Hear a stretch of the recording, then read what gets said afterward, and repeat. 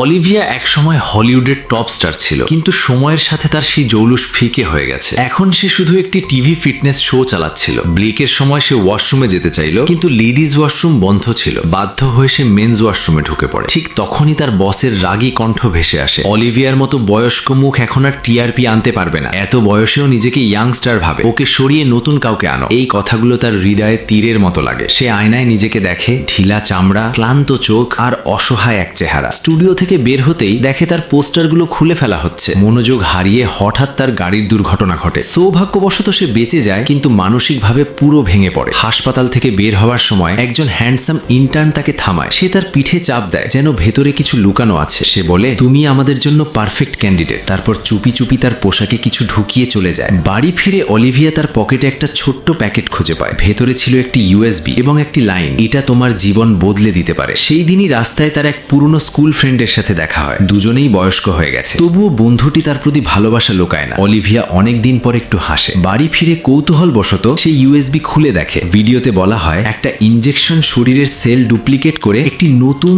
তরুণ ও আকর্ষণীয় ভার্সন তৈরি করবে। সে প্রথমে এটাকে মজা ভেবে ফেলে দেয়, কিন্তু মানুষ দুর্বল। একটুখানি আশাই অনেক বড়। কিছুক্ষণ পর সে আবার সেই ডাস্টবিনের দিকে তাকায় এবং অবশেষে হার মানে। সে দেওয়া ঠিকানায় পৌঁছে একটা সরু গলিতে যায়। একটা অর্ধেক খোলা শাটার দিয়ে ভেতরে ঢুকে একটি গোপন ল্যাব খুঁজে পায়। সেখানে 503 নম্বরের একটি লকার খোলে। ভেতরে 4টি জিনিস পায়। একটা অ্যাক্টিভেশন ডোজ নিজের শরীরে দিতে হবে, একটা আলাদা রুম সেটআপ দ্বিতীয় ভার্সনের জন্য, একটা সোয়াপ সিরাম প্রতি 7 দিনে শরীর বদলাতে হবে, এবং দুজনের জন্য পুষ্টিকর তরল। একটি সতর্কবার্তাও ছিল, তোমরা দুজন আসলে একই, ভারসাম্য নষ্ট হলে ধ্বংস অনিবার্য। দ্বিধা নিয়ে অলিভিয়া ইনজেকশনটি নিজের শরীরে দেয়। কয়েক সেকেন্ডের মধ্যেই সবকিছু ঘুরতে শুরু করে। তার পিঠে যেন কিছু নড়ছে। হঠাৎ তার পিঠ ফেটে যায়। ভেতর থেকে এক অদ্ভুত আকৃতি বের হতে থাকে। কিছুক্ষণের মধ্যেই একটি সুন্দর, তরুণ, ঝলমলে মেয়ের জন্ম হয়।